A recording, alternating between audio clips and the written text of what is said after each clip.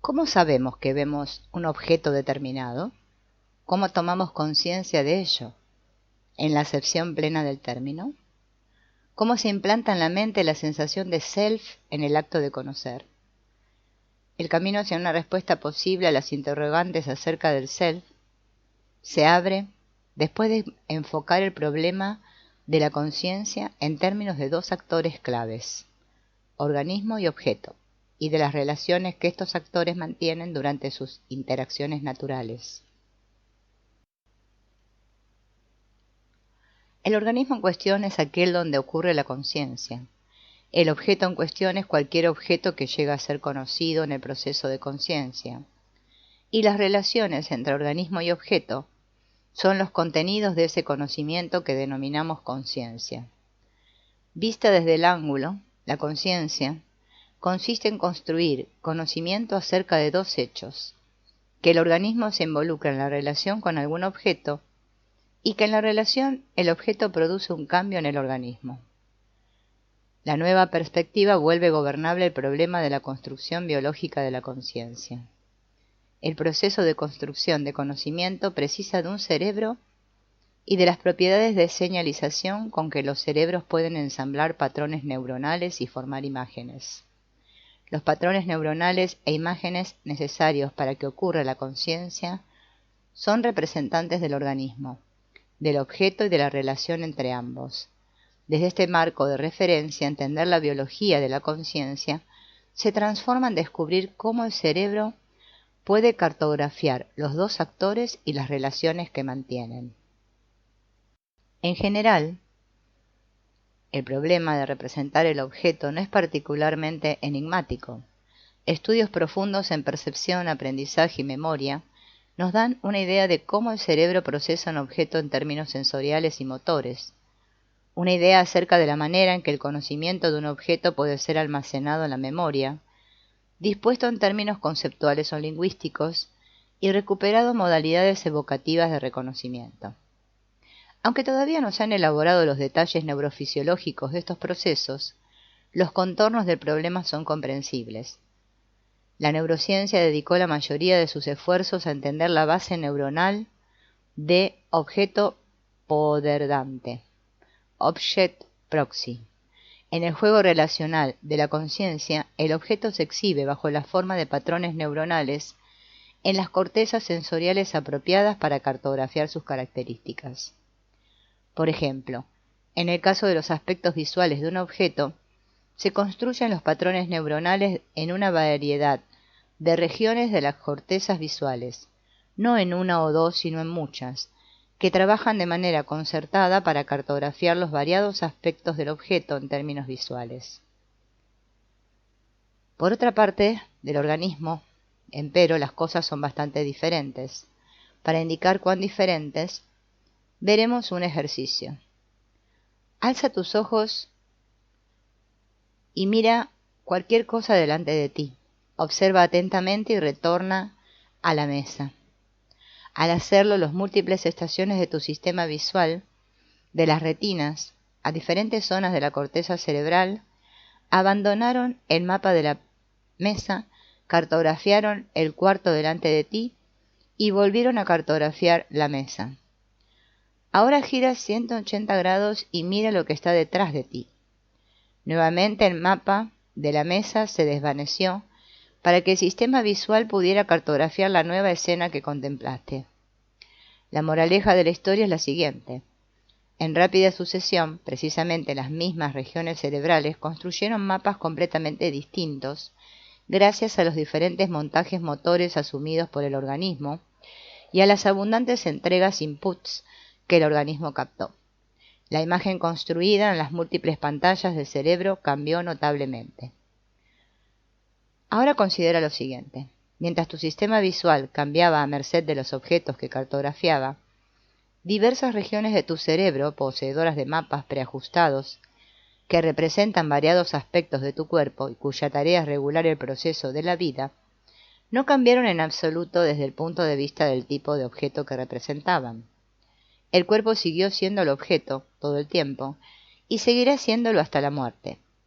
Pero no solo el tipo de objeto fue igual, el grado de cambio en el objeto, el cuerpo, fue muy menor. ¿Por qué? Porque solo una acotada gama de estados corporales es compatible con la vida, y porque el organismo está genéticamente diseñado para mantener esta menguada gama y equipado para buscarla contra viento y marea. En esta situación tenemos por lo tanto una enigmática asimetría que puede ser fraseada como sigue. Algunas partes del cerebro son libres de vagar por el mundo y al hacerlo, tienen libertad para cartografiar cualquier objeto que el organismo les permita cartografiar.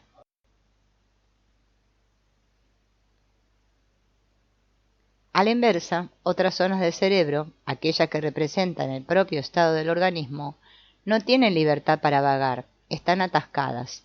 Solo pueden cartografiar el cuerpo y lo hacen mediante mapas vastamente preajustados, son el auditorio cautivo del cuerpo, y están a merced de la mismidad dinámica del cuerpo. Tras esta asimetría hay varias razones. Primero, desde el punto de vista de su cualidad, la composición y función general del cuerpo viviente es invariable a lo largo de la vida. Segundo, los cambios corporales que ocurren sin tregua son cuantitativamente pequeños. Poseen una gama dinámica estrecha porque la supervivencia del cuerpo exige que éste opere dentro de un rango limitado de parámetros. El estado corporal interno debe ser estable en comparación con el entorno que lo rodea. Tercero, el cerebro gobierna esta condición equilibrada por medio de una exquisita maquinaria neural, diseñada para detectar variaciones mínimas en los parámetros del perfil químico interno del cuerpo y para comandar acciones destinadas a corregir, directa o indirectamente, las variaciones detectadas. En resumen, en el juego relacional de la conciencia, el organismo es la unidad total de nuestro ser viviente, de nuestro cuerpo, por decir así, y la parte del organismo denominada cerebro posee en su interior una suerte de modelo del todo. Es un hecho curioso, notable y descuidado, y tal vez sea la pista más importante para hallar los posibles soportes de la conciencia. El organismo, tal como está representado en nuestro cerebro, es un posible antecesor biológico de lo que finalmente se convierte en la esquiva sensación de self. Las raíces profundas del self, incluyendo el self elaborado, que abarca identidad y ser persona, personhood, se hallan en el conjunto de dispositivos encefálicos que continúa y no conscientemente mantienen el estado corporal dentro de la estrecha gama y relativa estabilidad necesarias para la supervivencia. Estos dispositivos representan de modo continuo y no consciente el estado del cuerpo vivo en sus diversas dimensiones. El estado de actividad dentro del conjunto de tales dispositivos se denomina proto-self o antecesor no consciente para los distintos niveles de self que aparecen en nuestras mentes como protagonistas conscientes de la conciencia, esto es el self nuclear y el self autobiográfico. Por si alguno de ustedes teme en este punto estar creyendo que uno está cayendo en el abismo del homúnculo, no es así. El modelo de cuerpo en el cerebro no tiene nada que ver con la rígida criatura homuncular de vetustos textos neurológicos. Nada en el modelo se asemeja a una persona diminuta dentro de una persona grande. El modelo no percibe nada ni sabe nada, no habla ni construye conciencia. En vez de esto es una colección de dispositivos encefálicos cuya tarea principal es el gobierno automático de la vida del organismo. El gobierno de la vida se logra mediante una variedad de acciones regulatorias dispuestas ingénitamente, secreción de sustancias químicas como hormonas y movimientos en vísceras y extremidades. El despliegue de estas acciones depende de la información suministrada por mapas neuronales vecinos que señalizan, momento a momento, el estado del organismo entero.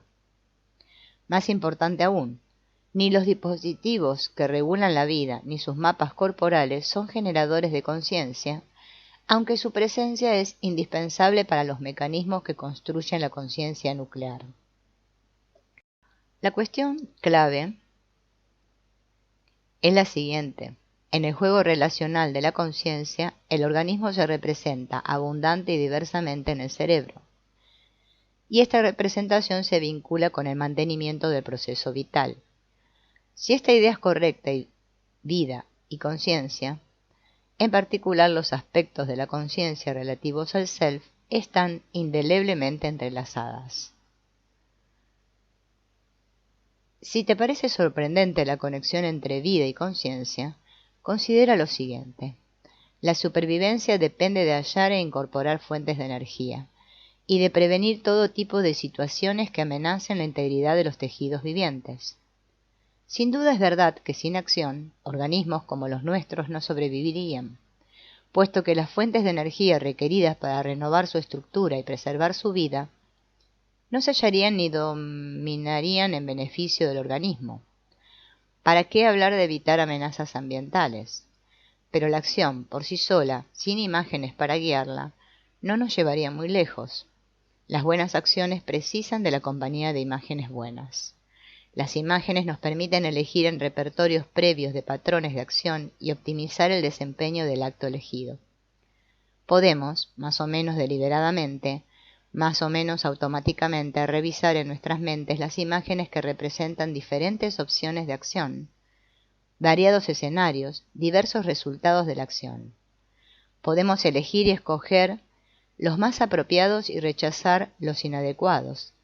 Además, las imágenes nos permiten inventar nuevas acciones, aplicables a situaciones novedosas y construir planes para acciones futuras. La habilidad para transformar y combinar imágenes de acciones y escenarios es el manantial de creatividad.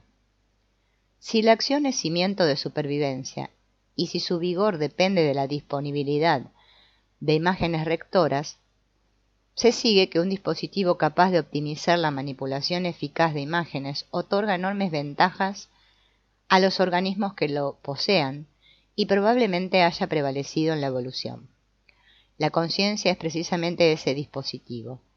La conciencia prestó la novedad fundadora de conectar el Sancta Sanctorum, regulador de la vida, con el procesamiento de imágenes.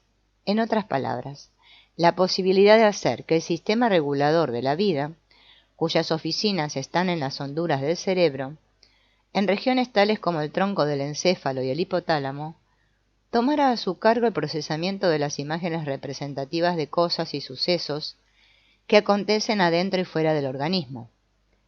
¿Por qué fue realmente una ventaja? Porque la supervivencia en un entorno complejo, esto es, el gobierno eficaz de la regulación vital, depende de adoptar la acción correcta, y ésta a su vez puede ser notablemente perfeccionada por una vista previa y manipulación intencionales de imágenes mentales que permitan una planificación óptima. La conciencia permitió la conexión de dos aspectos dispares del proceso: regulación vital interna y construcción de imágenes. La conciencia permite saber que existen imágenes dentro del individuo que las forma, sitúa las imágenes en la perspectiva del organismo, refiriéndolas a una representación integrada de éste, y al hacerlo permite la manipulación de imágenes en provecho del organismo. Cuando la conciencia aparece en la evolución, anuncia el amanecer de la deliberación individual. La conciencia inaugura la posibilidad de construir en la mente una suerte de complemento de las especificaciones reguladoras ocultas en el meollo del cerebro, es decir, un nuevo camino para que los apremios de la vida planteen sus demandas y el organismo actúe. Es el ritual iniciático que permite a un organismo, equipado con la capacidad de regular su metabolismo, con reflejos innatos y con la forma de aprendizaje conocida como acondicionamiento, convertirse en un organismo con mente, el tipo de organismo cuyas respuestas se perfilan a causa de una inquietud mental acerca de la propia supervivencia. Spinoza dijo que el esfuerzo de autopreservación es el primer y único fundamento de la virtud. La conciencia posibilita este esfuerzo. Cuando un organismo se involucra en el procesamiento de un objeto, éste causa una reacción en el organismo y lo cambia.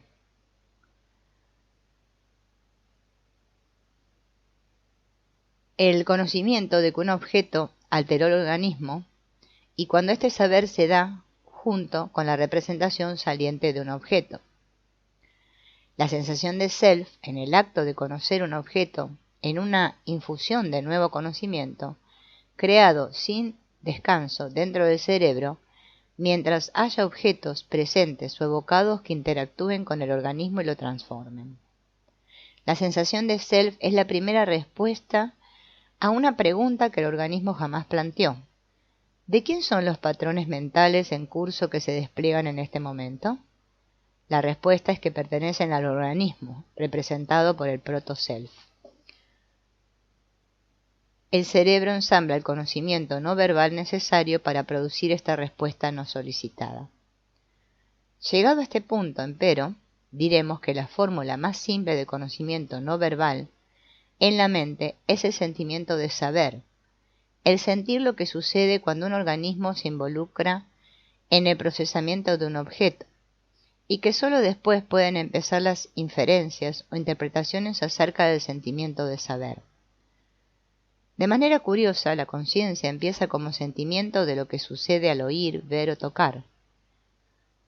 En palabras más precisas, es el sentimiento que acompaña la construcción de cualquier tipo de imagen, dentro de nuestros organismos vivos.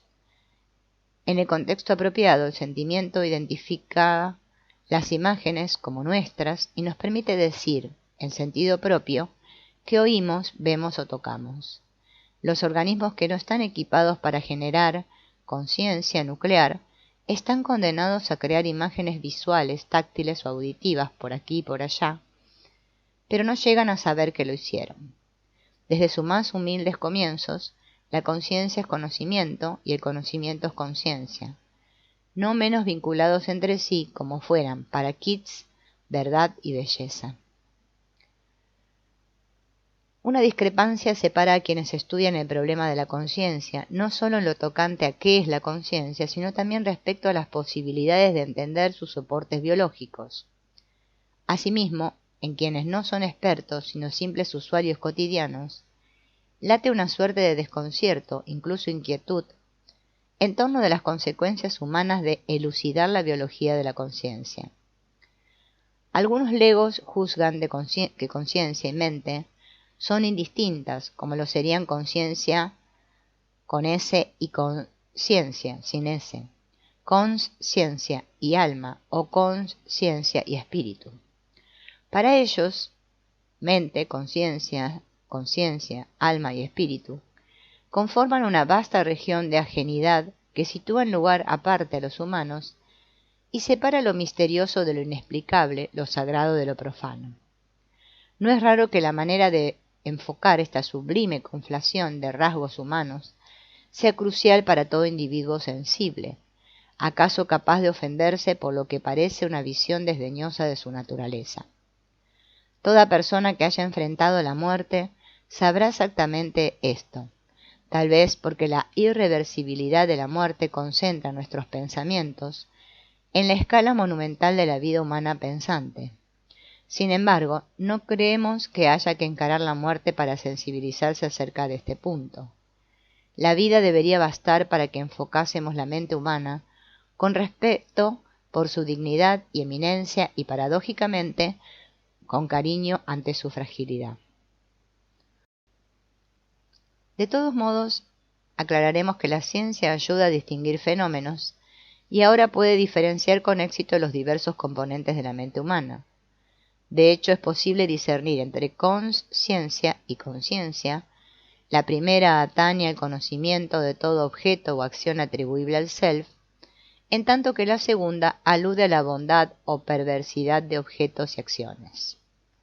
También se puede diversificar conciencia y mente. La consciencia es aquella parte de la mente volcada en la presunta sensación de self y conocimiento.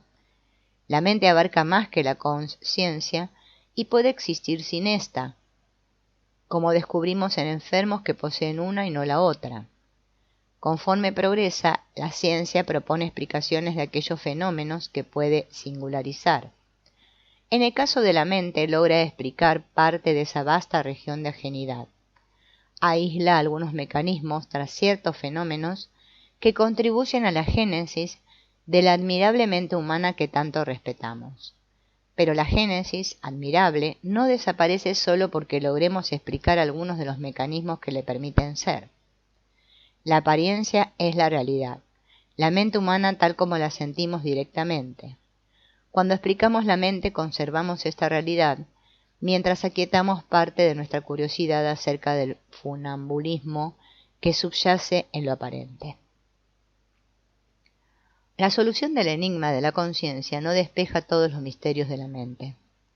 La conciencia es un ingrediente indispensable de la mente humana, creadora, pero no es toda la mente, ni siquiera el ápice de la complejidad mental. Las artimañas biológicas que engendran conciencia tienen consecuencias poderosas. Pero la conciencia es más un intermediario que el apogeo del desarrollo biológico.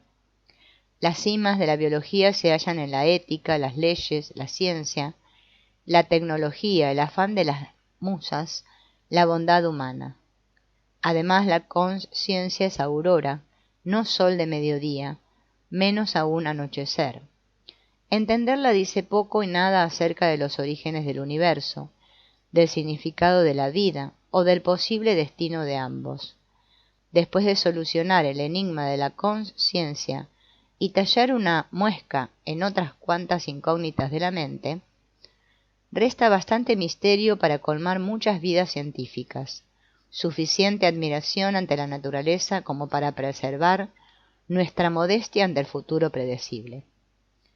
Después de considerar cómo puede producirse la conciencia al interior del 1,5 kg de carne que denominamos cerebro, tal vez sintamos más, y no menos, reverencia y respeto por los seres humanos. A veces usamos nuestras mentes para esconder cosas, no para descubrirlas. Usamos parte de la mente a guisa de mampara para evitar que otra parte sienta lo que sucede.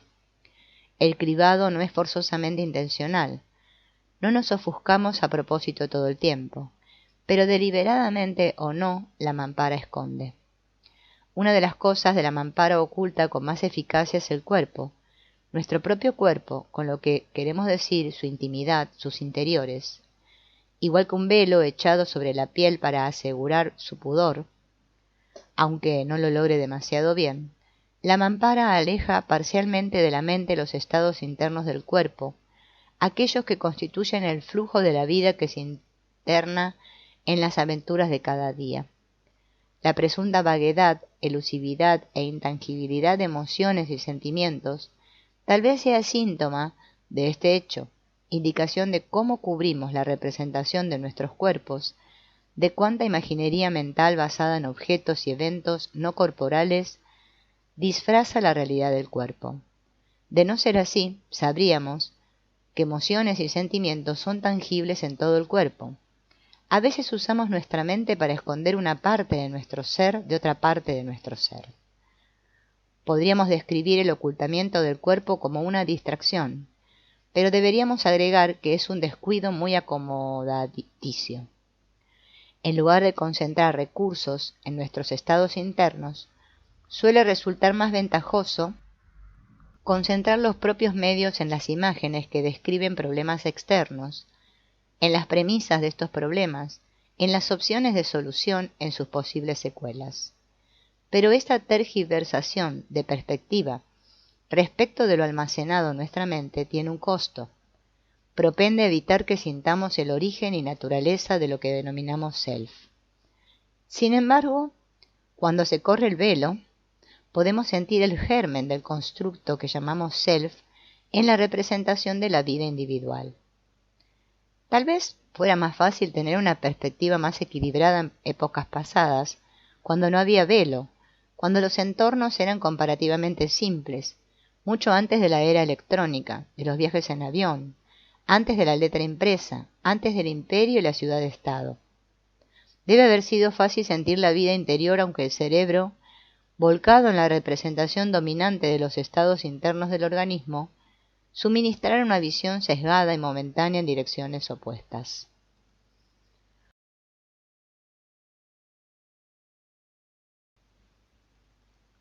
Si alguna vez fue así, acaso en un fugaz y mágico instante, entre Homero y Atenas, venturosos humanos quizá percibieran en un tris que sus diversas travesuras se referían a la vida, y que por debajo de cada imagen del mundo externo se erguía, sigilosa, la estampa de sus cuerpos vivientes, o quizá no distinguieran tanto, porque carecían del marco de referencia suministrado por el saber biológico contemporáneo.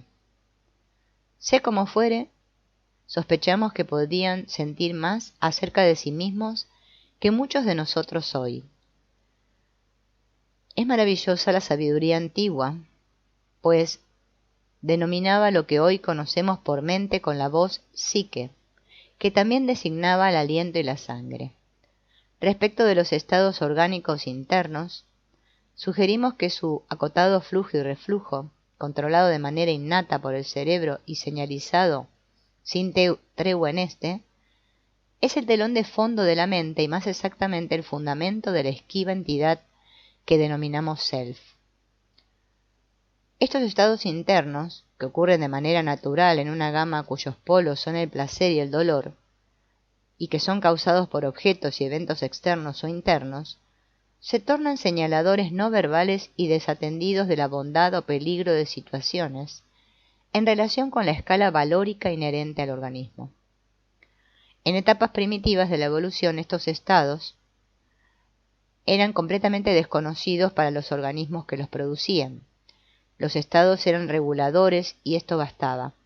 Generaban acciones ventajosas, internas o externas, o ayudaban indirectamente a la producción de estas acciones tomando las más propicias. Pero los organismos que ejecutaban las complejas operaciones nada sabían de su existencia, puesto que ni siquiera conocían, en la plena acepción del término, su propia existencia individual. Los organismos poseían cuerpo y cerebro, y éste poseía una cierta representación del cuerpo. Había vida y representación de vida, pero el dueño potencial y legítimo de cada vida individual ignoraba la existencia de la vida, porque la naturaleza aún no inventaba dueños. Era una forma de ser sin saber. Aún no nacía la conciencia. La conciencia nace cuando los cerebros adquieren la capacidad de narrar una historia sin palabras que es crónica de una vida difuminándose en un organismo. Nace cuando los estados del organismo viviente, dentro de los confines del cuerpo, sufren continuas alteraciones al interactuar con objetos o eventos de su entorno, o con reflexiones y ajustes internos del proceso vital. Emerge cuando este relato primordial, relato de un objeto que modifica causalmente el estado del cuerpo, puede ser narrado empleando el vocabulario universal de los gestos corporales. El self aparente emerge como sentimiento de un sentimiento. Cuando la historia se narra por primera vez, espontáneamente, sin haber sido solicitada jamás, y cada vez que se repite, surge de manera automática la respuesta a una pregunta nunca planteada: el conocimiento de lo que el organismo está viviendo. A partir de allí empezamos a saber. La conciencia prevaleció en la evolución porque conocer los sentimientos causados por la emoción era realmente indispensable para el arte de vivir, y porque el arte de vivir resultó victorioso en la historia de la naturaleza. Es decir, la conciencia se inventó para que pudiéramos conocer la vida.